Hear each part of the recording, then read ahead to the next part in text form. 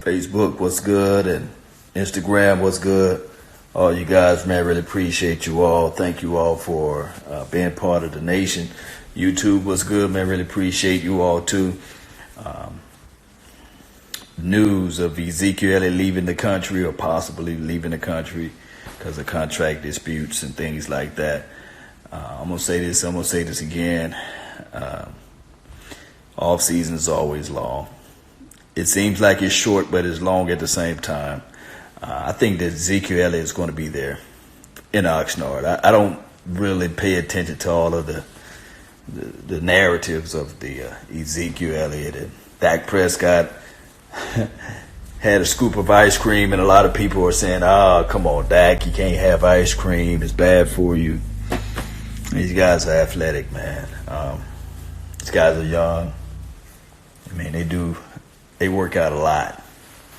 And every year around this time, Cowboy Nation, every year when they do the off-season conditionings of who's been the healthiest and these sorts of things, I think it's for 3 years in a row, Dak Prescott been on top of his game. He didn't have like that off-season beer belly or off-season belly and things like that. So he's going to be healthy. He's going to be all right. Don't worry about that. Shout out time, man. We ain't trading no Zeke. Ward, appreciate you, man. 14 News Era, man. Appreciate you, man. Thank you for tuning in. DD Love, man. Appreciate you. The star coverage, man. Everything is good, including the moon and the sun. The Baker, appreciate you, man. Thank you for being part of the nation. Flores, salute to you, man. Luke 50, what's good? Yeah. Don't let that stuff, don't let that news stuff, man, discourage you guys. Got a long way to go. We're still brick by brick philosophy. It's still one day at a time philosophy. It's still one movement at a time deal, right? Jordan, what's good, man? Appreciate you. Thank you for tuning in to the nation. I'm wave at y'all, man. Been a minute since I did anything live on this thing. Been a whole minute, right? I normally jump live on the gram at least once a day or once every other day. Yeah. So far, so good, man. We've been having 100% participation. Even when it wasn't mandatory, we had 100%.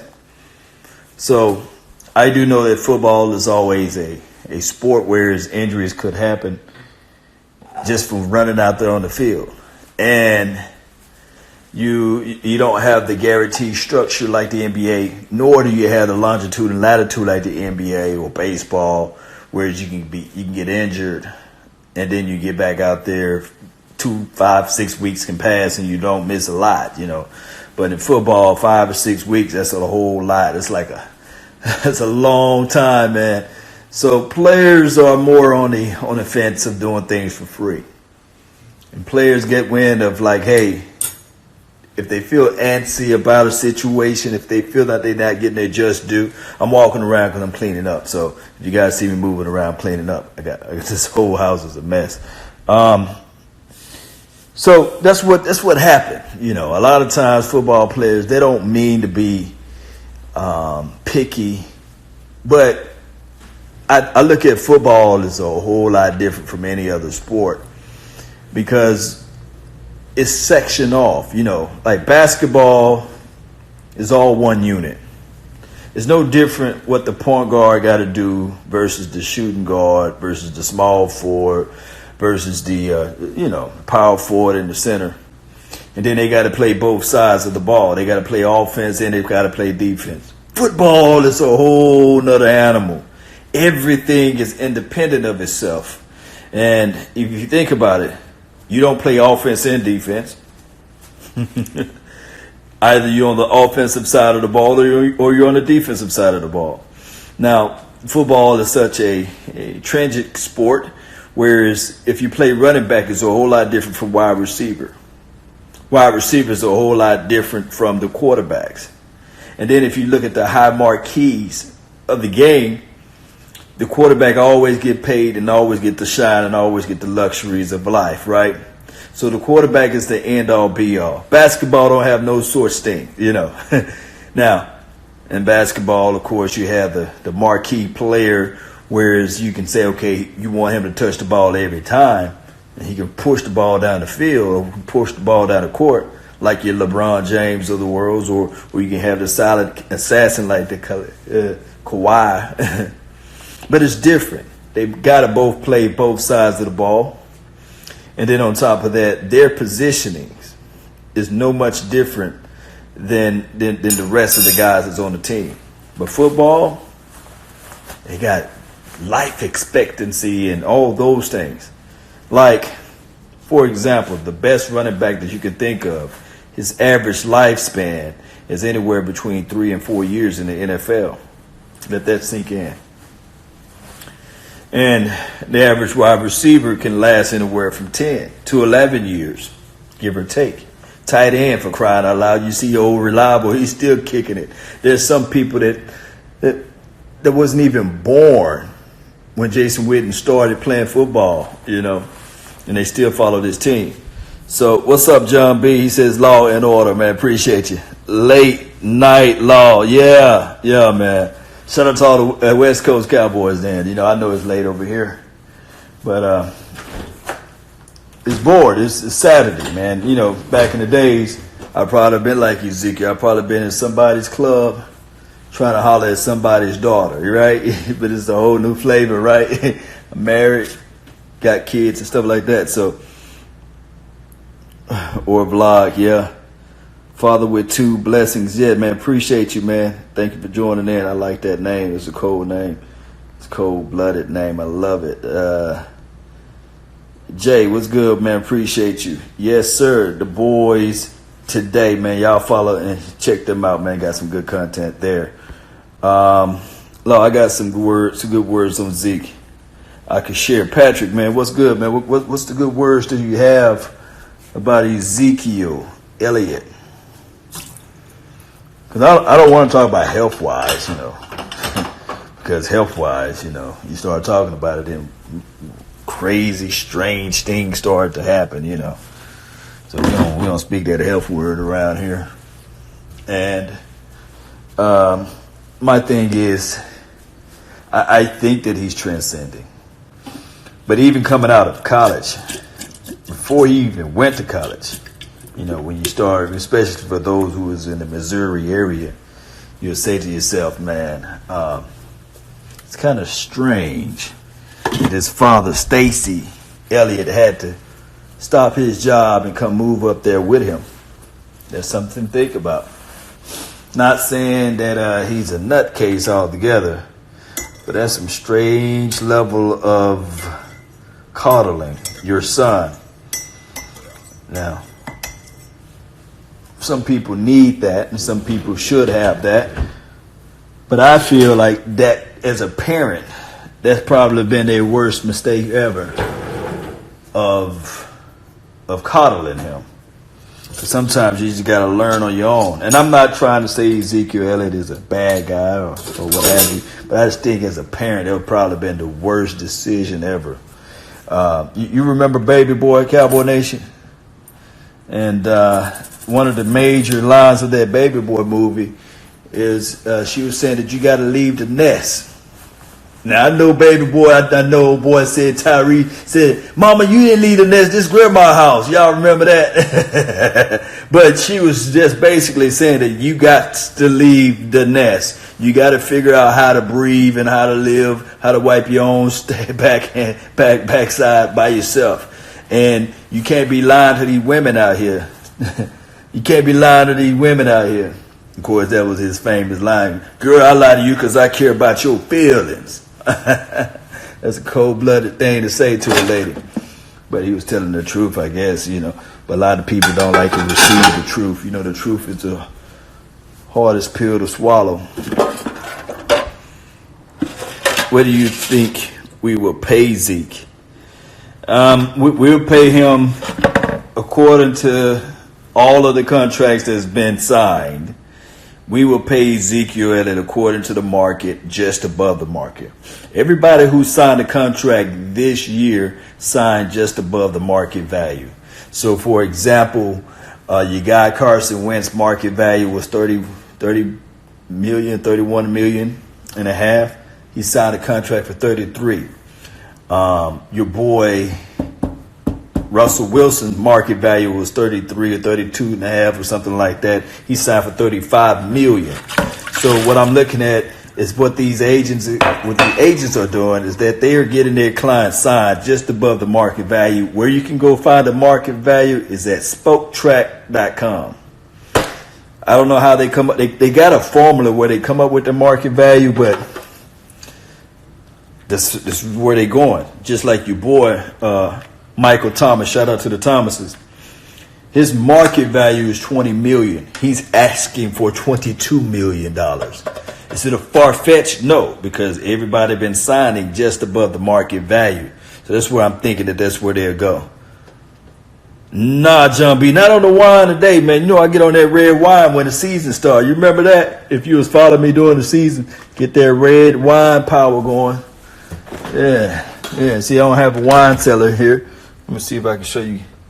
See, I don't have no wine. You know, got a little Bud Light right here and some Barefoot and some mixer right here. But it's all good, man. I got an empty refrigerator, man. They haven't been shopping in a minute. Just came back from out of town, man. You know how that thing go.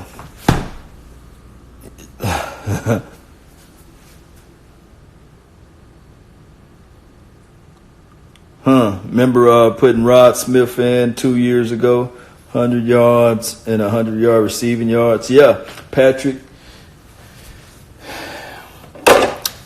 My theory on Rod Smith, and this is just a Q&A session now. My thing is about Rod Smith. I said that he can be a starter on somebody's team. I really believe it.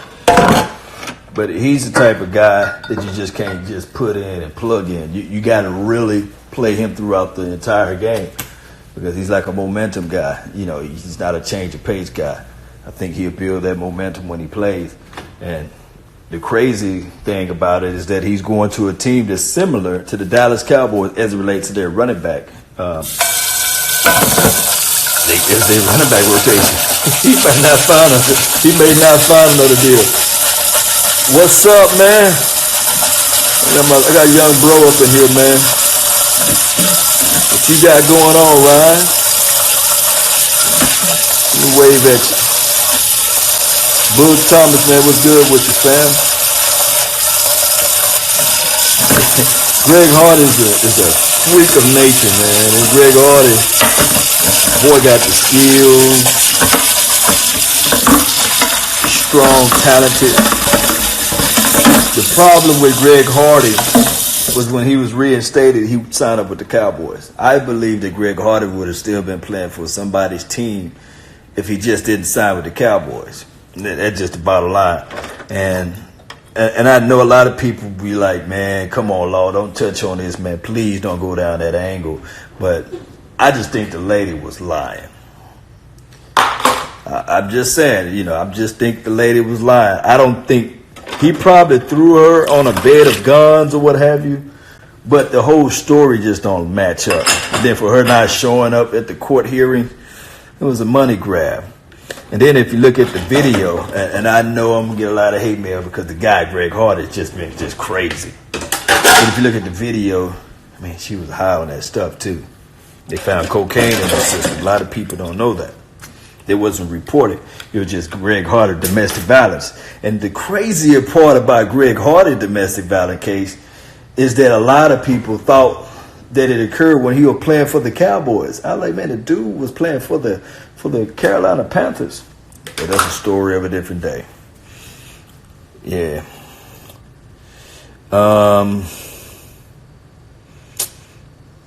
Greg Hardy, the Dennis Rodman of the NFL. He didn't play long enough, though. He didn't play long enough. The thing that I liked about Greg Hardy is that he wasn't scared. And he had every right. And I know a lot of people would say, no, Law, we don't need that type of temperament on our team. When he slapped that clipboard out of that coach's hands, you had a right a little bit to do that because I wanted to do that. We was mad that year, man, wasn't we? We finally got up on top. We scored a touchdown. It was against those Giants. And then here's this guy who used to play for the Cowboys. What was his name? Harrison? What was his name? He had the dreadlocks. Forgot his name. Ran it all the way back on us. That was a horrible game, man. Greg Hardy got so mad and slapped that clipboard right out of the man's hands, man. It was crazy. It was a crazy game, man. Will Byron Jones and Will Byron improve as corner? Yeah, man, he's going to improve. Look, he was stinking all last year, and he played a hell of a year.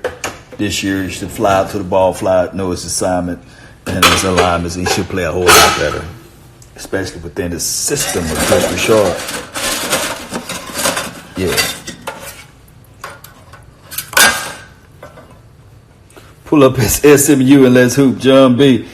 Man, you can hoop, man. I probably need to pull up at SMU. Yeah, Dwayne Harry, that was his name.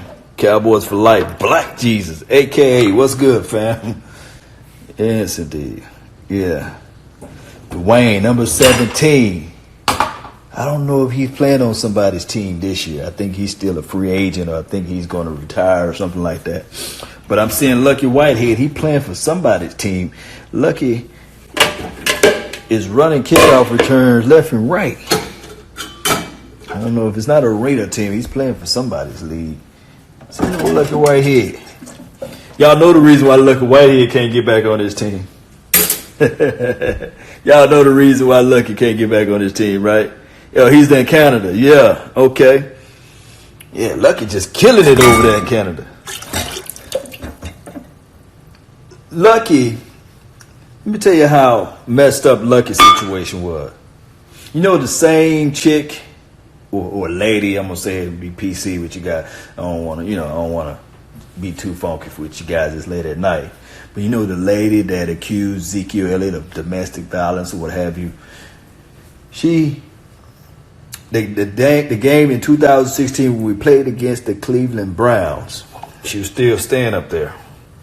So she stayed in a hotel that was kind of close to the Cowboys stadium, well, close to the Cowboys where they were staying at. You know, sometimes when you make a woman mad, boy, they figure out ways to get back at you. And she hit up your boy, Lucky, or Rodney, however you want to call him. She hit him up and said, "Hey, what you got going on? I really like your style. I really like your physique. I like who you are. I like what you're doing out there." And Lucky being Lucky, he said, "All right, cool. I'll meet you back at the hotel." One thing led to another. They got in between the sheets, as they say, as my guys say. They got it on, you know. And the first thing that she did was reached out to Ezekiel and said, "I moved on and I found somebody else, and he's a Cowboy." You know how that stuff go. Lucky Whitehead and fooled around and knocked off Ezekiel Elliott lady that put him through the domestic violence case in the first place. It was crazy. So, to make a long story short, man, that's when the other situation happened as well with the somebody stole Lucky dog, and they said, "Okay, you're gonna have to pay me and all this other crap." But if you guys look back at the playoff game, the foolery stuff of it trickled all the way down to the playoff game against the Green Bay Packers. There was one element that we didn't have against the Green Bay. They took the reverse sweep away from us because Lucky Whitehead, he was a healthy scratch. They didn't even let the guy start because him and Ezekiel Elliott got into it. That's the craziest thing of all time. And people fail to realize, remember I was talking about football is such a different sport. You throw in one wrinkle, especially you throw in one wrinkle to a coach who don't think outside of the box like you and I. It mess up the whole entire ship. It makes the whole ship go down. It's the small little holes that make the ship go sink. And although, you know, one can argue if we played a little bit better against the Green Bay Packers, if we'd had one more stop or one more first down, maybe we could have won that game. And I would say the reverse sweep, although a lot of people don't like it, just go back and look. Lucky Whitehead was averaging 9.3 yards per reverse sweep. That's one hell of a play. You take that off the table,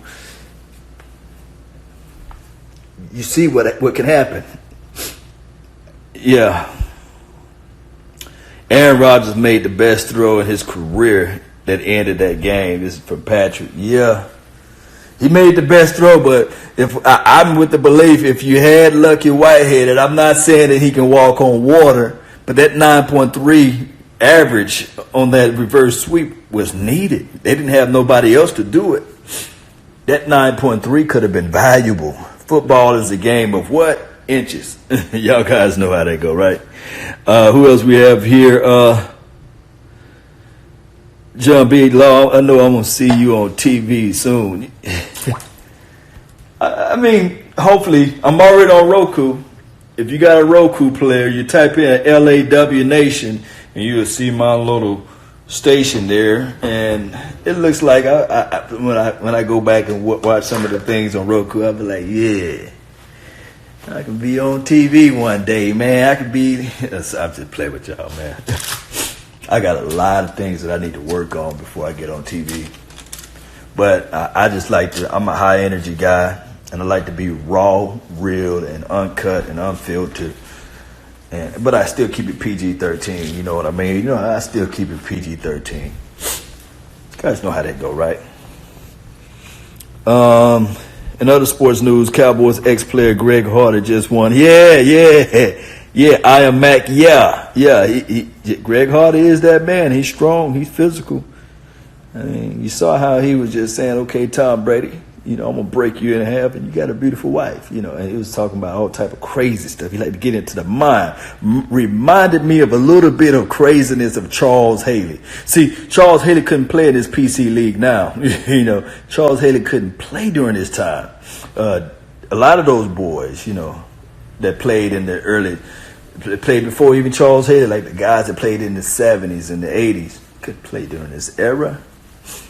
Can't talk about a man's wife. You can't talk about a man's child. You know, you can't call him a certain word that begins with an F. You can't do all those things, man, nowadays, you know. But back in the days, man, everything was fair game, you know. Those the glory days, right? Should the Cowboys trade Ezekiel Elliott? This is Cortez with the 2 Z's at the end. My thing is with trading. A lot of people heard the statement what Colin Cowherd had to say about, hey, you know, you get multiple first-round draft picks and things like that. Nobody is buying Jerry Jones' product because one thing that you don't want to buy from a guy that's a wheeler and dealer, especially for those who buy a car, who buys anything, you never want that feeling. You want the feeling to be mutual. You don't want that feeling to be like, I was sold, you know? So trust me, the Dallas Cowboys, since that Herschel Walker trade, never made a trade that was of that particular caliber. Never. Ever since then, people been holding their cards close and tight to their vest. Look, people got their experts, analysts, they got their expert accountant and all those guys saying, hey, wait a minute, let's make sure we're not getting sold a bag of bad apples, you know.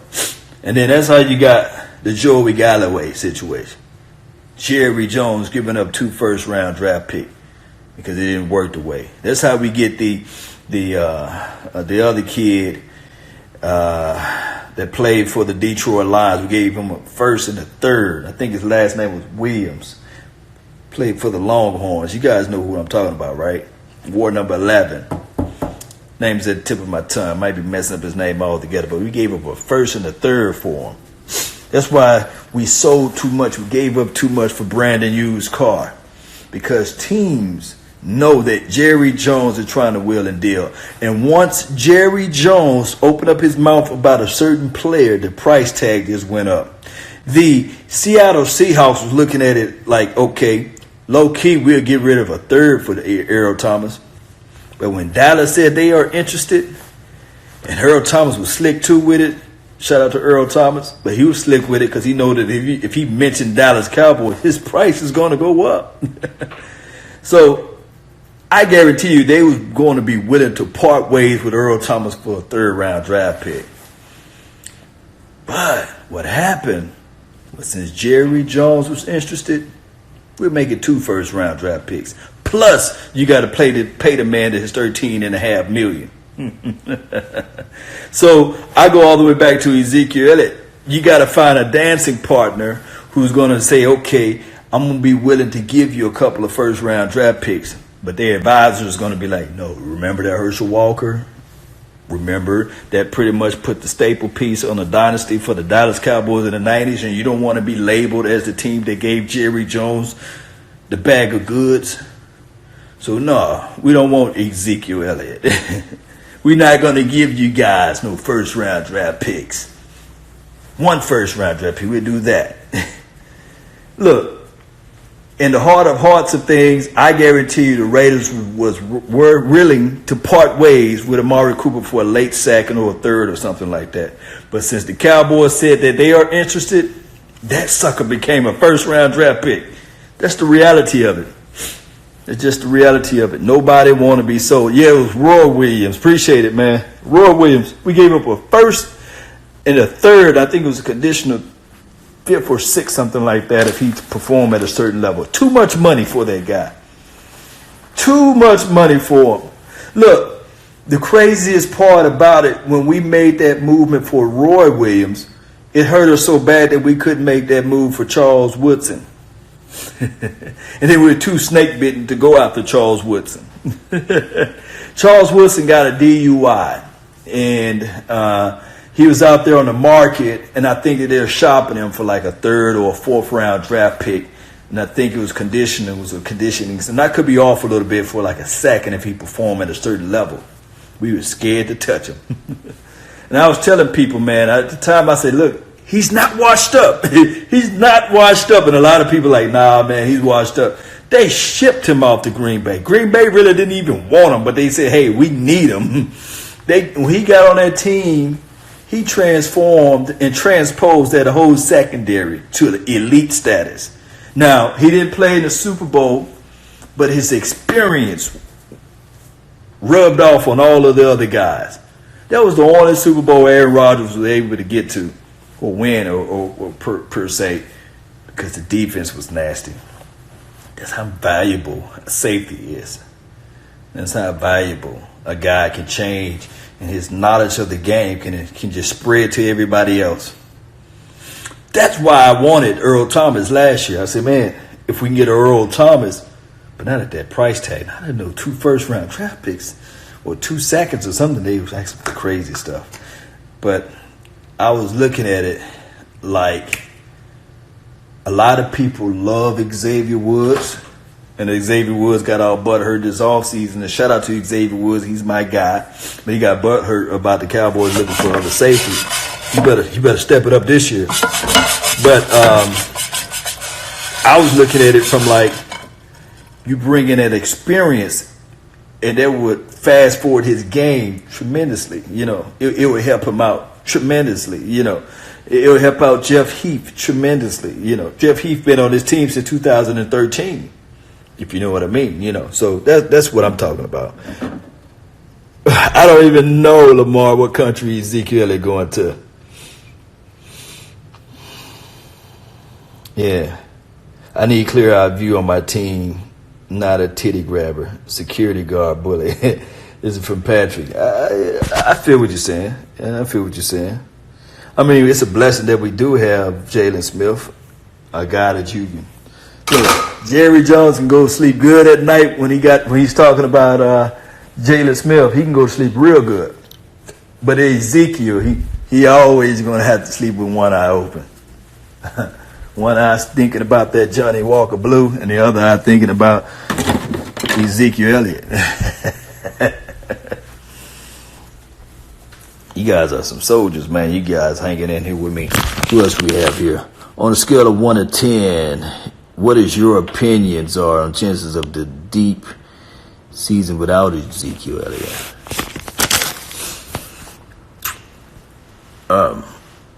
How far we can go deep without Ezekiel Elliott? I don't know.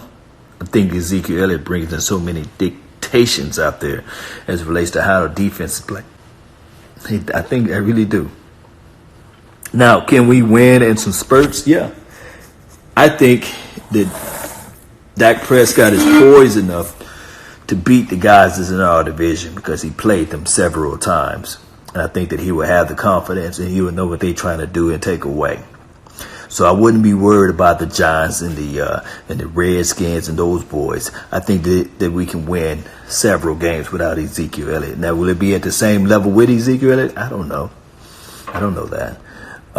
Shout out to you, Eddie, man. Appreciate you. Shout out to you, Lynette, man. Thank you for joining in. Lynette _85 up in the house. You think Cap can still compete at a high level? Yeah, I think that Kaepernick can and still compete at a high level or whatever level that he was playing in before he was erased from the NFL.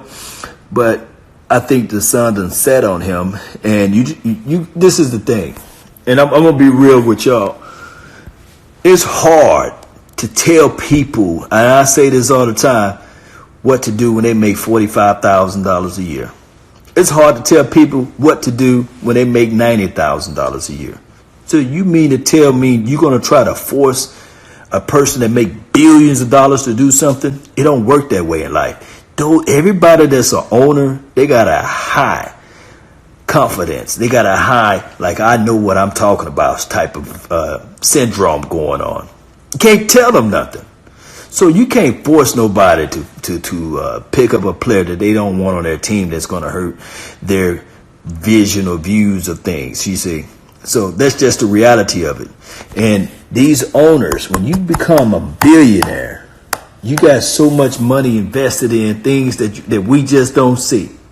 Look, Jerry Jones, that star in Frisco, he's not investing that money out of his own pocket. He got those sponsor dollars paying for everything. Ford Motor Company, Toyota plant that just moved down here. I'm talking economics for you guys. Look, I graduated with an economics degree. I understand the small little nuances as it relates to the Sproul effect.